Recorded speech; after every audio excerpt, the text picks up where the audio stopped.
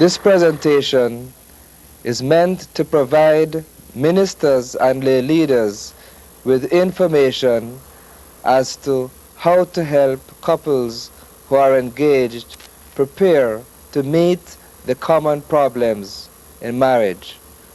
So then, the theme is preparing for common problems in marriage.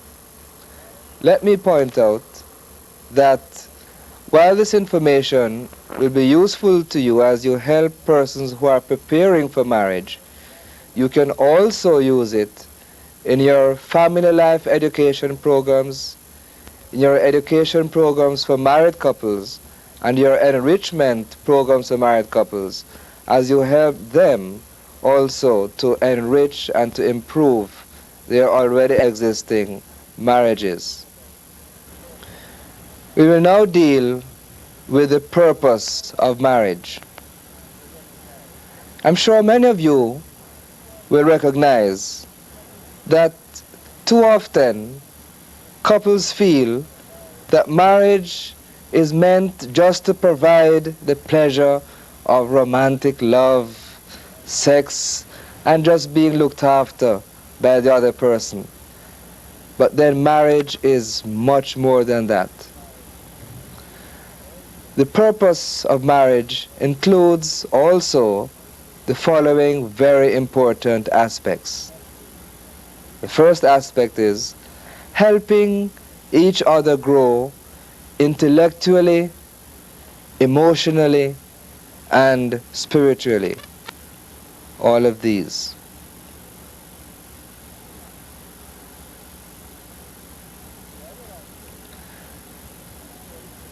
The other aspect of the purpose of marriage is to provide a home which can then offer hospitality to other people.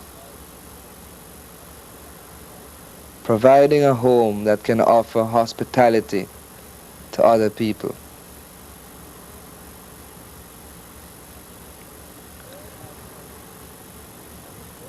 The third aspect of the purpose of marriage is that the couple will work together to contribute to God's work and to contribute to society.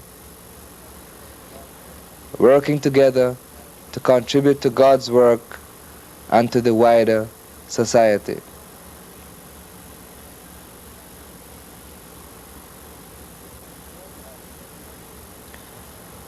And the fourth aspect is that the couple will provide for the physical and intellectual, moral and spiritual development of the children that they may have. I am not saying that all couples will have children, but in most cases this will happen, and therefore this provision for the physical, spiritual, intellectual, moral development of the child, of the children, is another important aspect of the purpose of marriage. Let us now move on to look at what is the true basis of marriage, that underlying basis that will make the marriage work so that persons can deal with the problems that one has to expect. How can the purposes of marriage be truly fulfilled? The answer is to discover the true basis of marriage. And thus, the true basis of marriage involves the following aspects we have shown on the graphic. First of all, self-giving. Giving of oneself to the other partner in a selfless way. Without this self-giving, two cannot become one. And then there is working together in communication and communicating with each other, and working together in the various activities involved in building a home, providing hospitality, doing God's work, looking after the children, etc. So a couple has to be prepared not to just do their own thing, but to work together. This is another basis of marriage. And of course, as well as self-giving, love, self-giving, as well as working together, what is also important as a basis for marriage is letting God be the third partner in the marriage. Remember, the Bible says, "Whom God hath joined together, let no man put asunder." And so many marriages fail because God is not the third partner. God is the cement that binds both partners together. Two persons of two different sexes, perhaps different backgrounds, different opinions, different personalities, different tastes. All of these can cause conflicts, but yet it will take God to bring both people who are so different together to become one flesh in marriage. So then we have seen the true basis of marriage and the different aspects of this. Now let us think about the problems of marriage. We now come to the meat of this presentation, the problems of marriage. Now many couples, when they are thinking of getting married, they just feel that everything is going to be fine. Once we love each other, then everything will go smoothly. All we need is love. I think there's a song that has that title, that all we need is love. Is this really so? In Jamaica, we have a proverb that goes like this, that marriage has teeth, and teeth bite hot.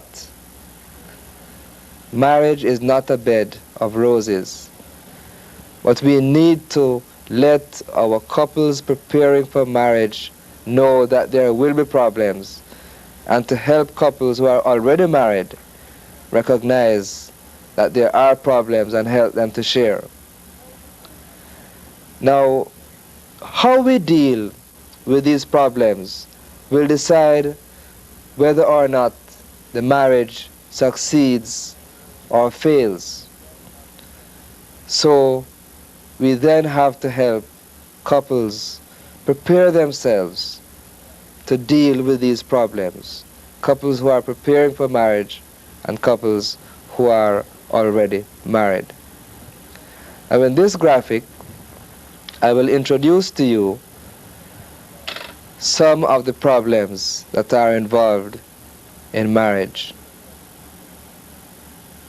Sexual adjustment problems, dealing with in-laws, managing money, running the home, and the problem of when the wife has to work.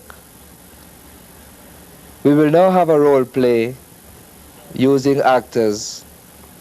As we are doing these role plays and dealing with the problems of marriage, I would like you to note very carefully what is being said, because as I, playing the role of the pastor counselor or lay leader counselor, as I will be counseling with this couple preparing for marriage, as we discuss each of the problems that they will face, I will be helping them to make decisions as to how they can deal with each of these problems.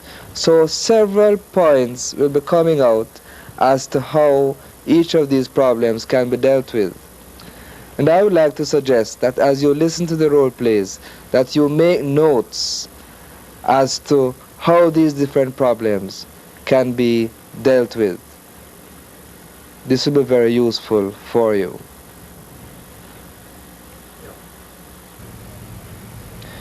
Well, Ms. Jones and Mr. Robinson, it's good to see you again today. Nice to be here. And from our discussions in the past, it seems as if you both feel that you are ready to get married after all, after you've discussed the whole matter of if you're really mature enough for each other, and if you made your choice without too much social pressure from other people. Now I think having decided that fine, we're going to go ahead with everything, we need to think about some of the problems that you're going to face. I know you have said to me that you love each other. Fine, there are other reasons as well. You feel that you're mature and that you've thought about your choice and so on. But then, do you feel that, have you thought about the problems that you might be having later on? Or you never felt that you will have problems? Not really, I've never really thought of problems per se. One or two areas, but nothing serious. So you have sort of felt that things would just go smoothly, because you love each other so much that it would be just a nice, smooth relationship. That's the way it seems to be going, Ah, well. Going that way so far, so good. So far, so good. Right. Well, I have news to tell you that, sometimes the voyage will be very pleasant, but sometimes you're going to have some rough seas. That's why you see in the marriage vow it says, in sickness and in health, for better, and also for worse. For worse. Right. So we have to think about those moments when the worst will come. Now, the point I want to make to you that every marriage has its problems. Every marriage. And there are certain problems that one can expect in any marriage. So I want us to discuss some of these issues. Now, the first one I'm going to discuss with you is an area that perhaps in our culture, people are a bit shy to talk about, But you remember that, God said, whom God has joined together, let no man put asunder, and that the two shall become one flesh. And it might be referring to the physical aspects of marriage. Now, have both of you thought about, about sex and how that's going to work out in your marriage? Be a bit honest, I have thought about that somewhat, and it's kind of frightening because, well, we have been able to be strong and haven't fallen into the temptation, so it's going to be a new experience for me. New experience, yes. Now that, that to be frank, that, sometimes a honeymoon night, if people are not patient with each other, it can cause problems. Sometimes, people are so anxious, I can't wait for the wedding to get through and everything, I can understand that. And then, when you go to the hotel or wherever it is, people tend to rush things a bit. And, it can be, for some people, a painful and traumatic experience, which can then make sexual adjustment difficult afterwards. So that, you really have to be very patient with each other, especially the man, I didn't think about that. Yes, especially the man, has to be patient, Well, I really don't know how to ask this question, but what if, we try,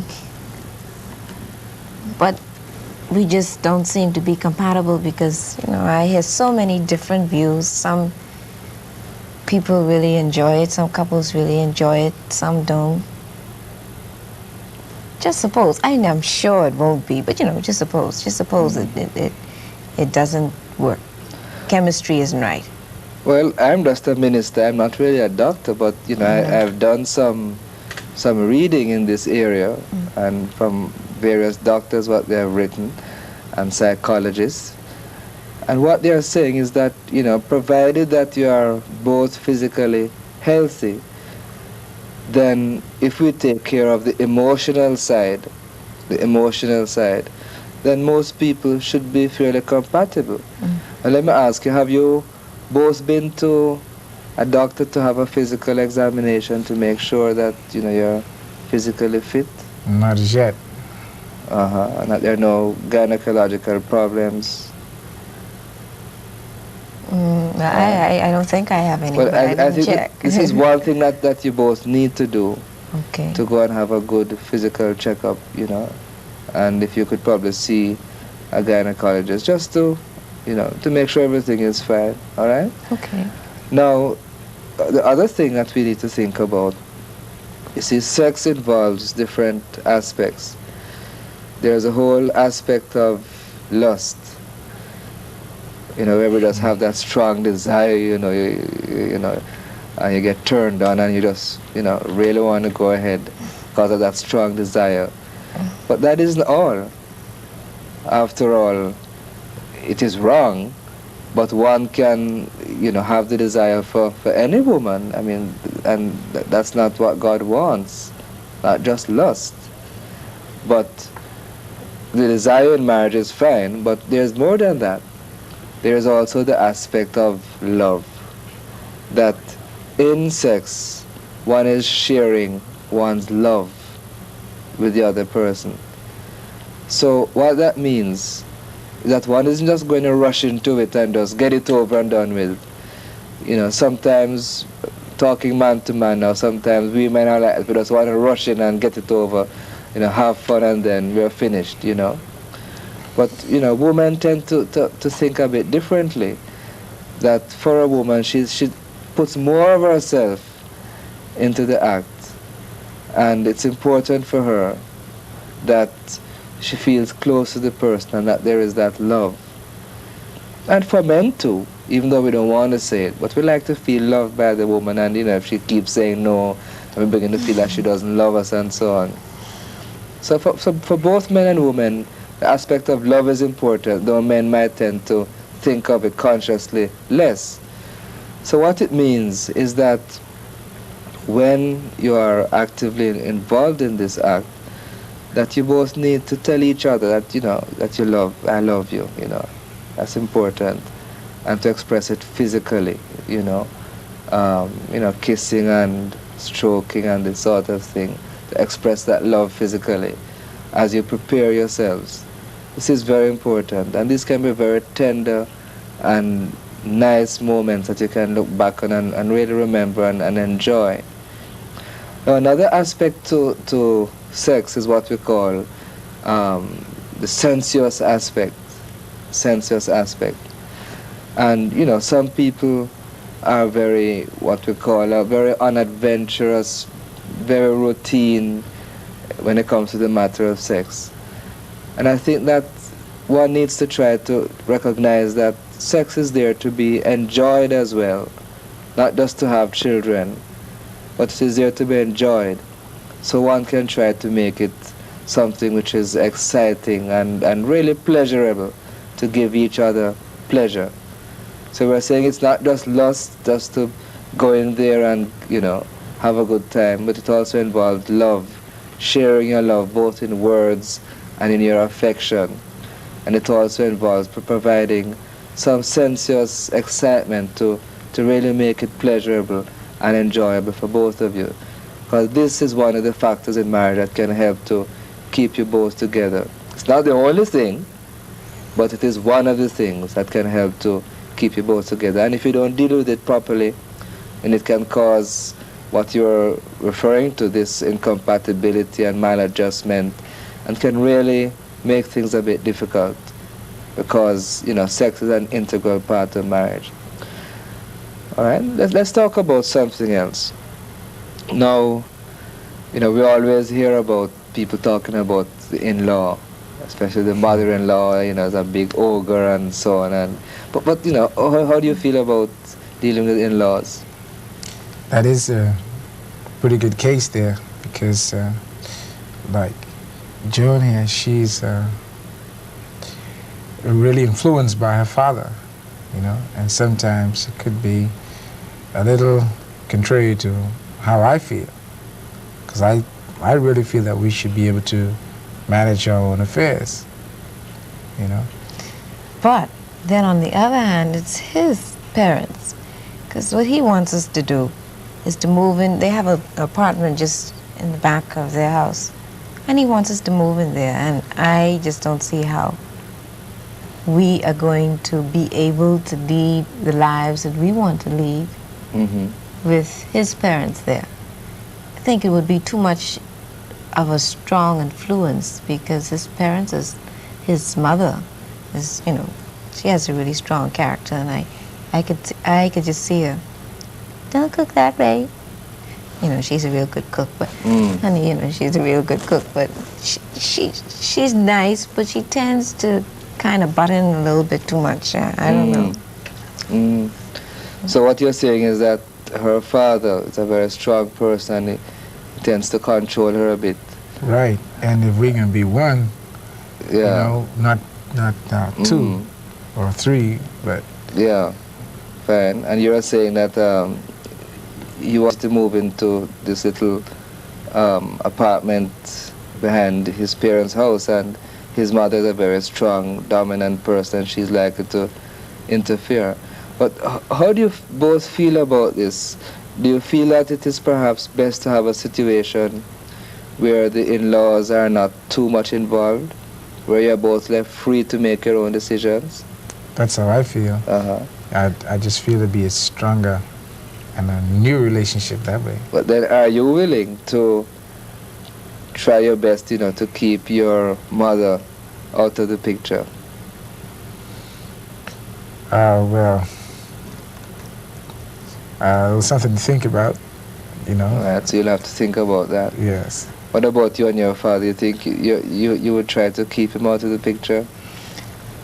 Well, I really don't think that my father has so much of a strong influence. He's always saying that, but I don't think that he has that much of an influence, and we won't be living there. I don't see where it's a problem. But suppose he tries to interfere? I think it should be a compromising situation where if he decides to try and get our flat, I know it's all for economic reasons, but if we can have an apartment to ourselves, I think it would only be fair if I can try and meet him halfway with my father. Yes.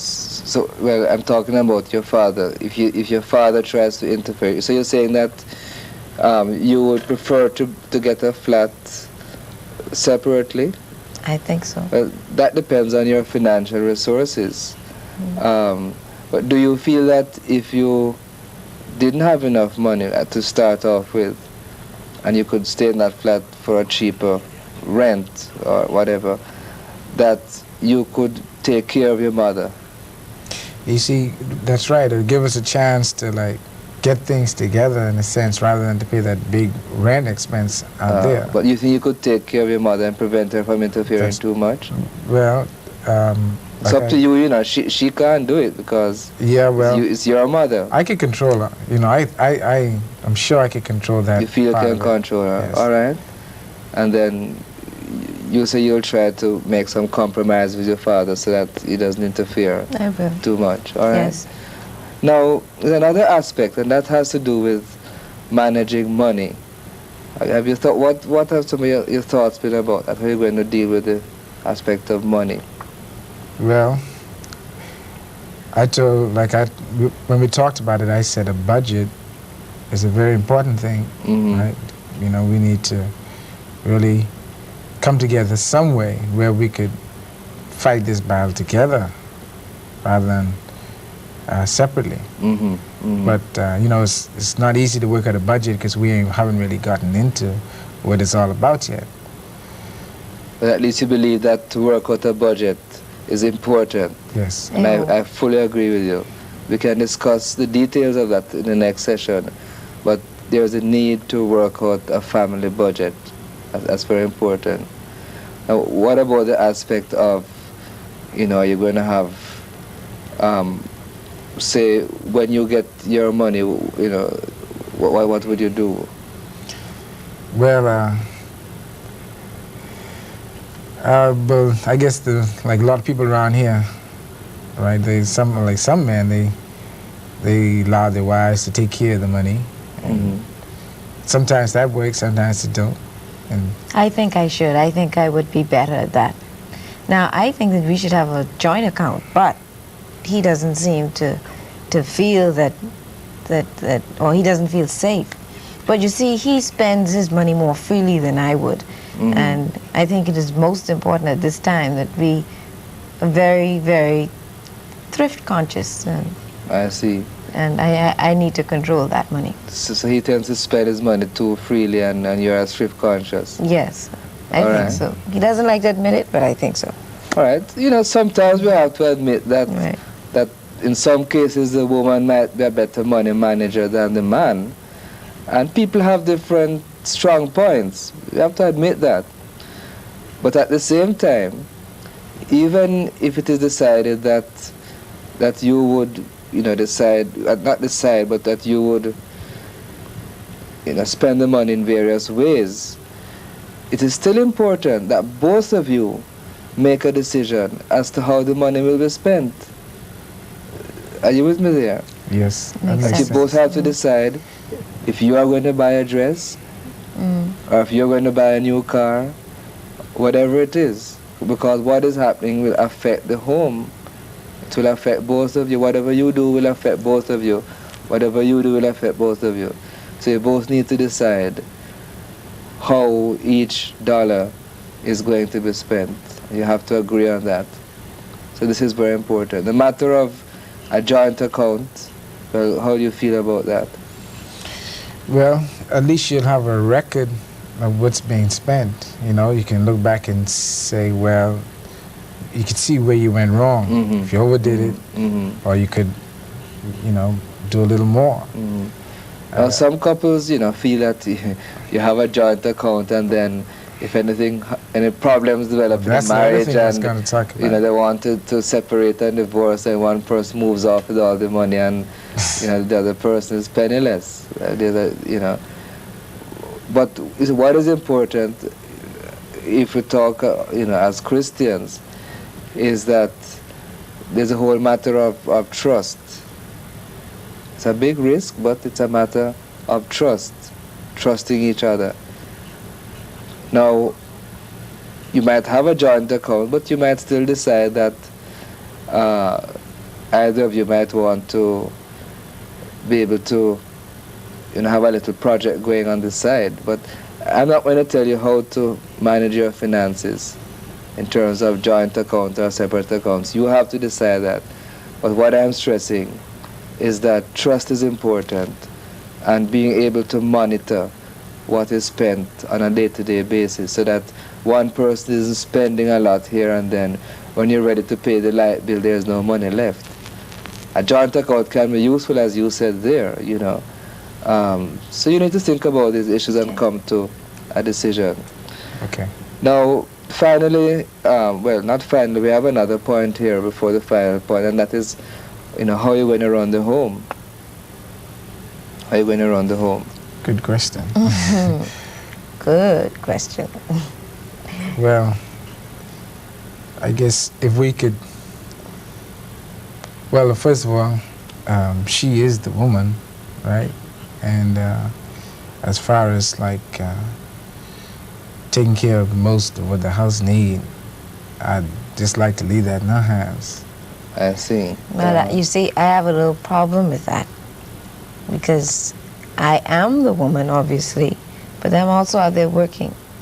And I think that, you know, we should try and do as many things together as possible.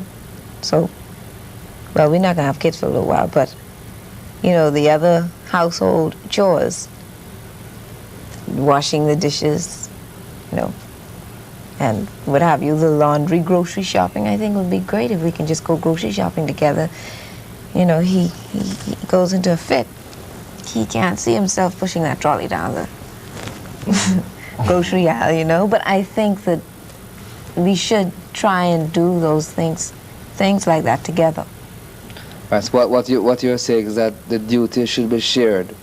That's the point, right? All right, that the duty should be shared. Now, I cannot decide for you how you will do it. In some marriages, one might say, well, the woman will do certain things generally, that the kitchen, for example, might be her domain. But then when it comes to, well, I'm going to come back to that, you know. But when it comes to the keeping of the yard and the house, you know, the painting and fixing the roof and the pipes and all that sort of thing, that the man has to do that. So, but too often the man is saying that the woman do everything. So the woman has to get in the plumber, get in the painter, and so on. So it's not enough to say, well, you know, I'm not going to go in the kitchen as a man. But if I'm not going to, I must also be doing other things. So you could decide that in general terms, in terms of division of labor, the wife might look after more like the cooking and the cleaning and so on, and the man might, you know, look after the fixing and repairing and maintenance of the yard and these other types of things. But whatever you do, however you do it, you have to divide the labor along some lines. Now, even though you're dividing labor, it doesn't mean that sometimes the wife can't perhaps help in some of what the husband is doing, or the husband can't help in what the wife is doing. So perhaps one should not be too rigid, you know, because we'll have to talk about now the question of the working wife. I suppose now, you know, the wife is working. How would you cope with that? Well,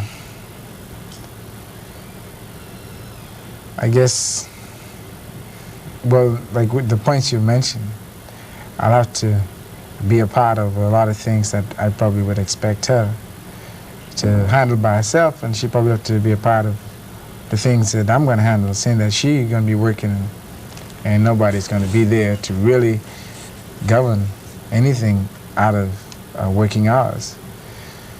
So that's another thing to consider, to get in perspectives, you know, the right perspectives. Yes. Because, you know, sometimes when the wife is working, what it ends up to be is that she has to be working in the home, looking after the children, cleaning the house, cooking. Then she goes out to have a full-time job as well. And she's doing all these things. And very often, you know, what happens, the man comes in and he just wants to be fed. He goes and lies down, or, you know, he watches television. The wife is doing all of those things. So when we spoke about the matter of, say, the man not helping in the kitchen and so on, sometimes he might have to then say, well, look, you know, as she's working, then I will have to help her in certain duties inside the house. So one has to be flexible again in that area, you know, when the wife has to work. The husband has to work too, but this is where I think the sharing comes in the case of the working wife, to avoid her being under too much pressure. All right? yeah, well, Makes good sense. yeah, only thing, it sounds like some sacrifice, because, you know, I'm an active person, and I got some active duties after working hours. And I don't know, I guess it'll have to be worked out some way or the other. Yes. So what you say about sacrifice is very important, and I've also mentioned flexibility, you know. And in all of these things we've spoken about: sexual adjustment, dealing with in-laws, managing money, running the home, and the working wife, that it means that what you're really doing is that you're working together. You're working together, not just doing your own thing, but working together. Right? And you have to remember then that in working together you have to be selfless. Think of the other person first at all times. Self-giving. And then of course you have to let God, you know, be the person that keeps you together. But without God, many couples can't work together. or the selfless in relating to each other. So we'll leave it there for today, and then next week when you come back, we'll talk about some other problems that people have to face. Okay. Okay. Thanks again. Thank you.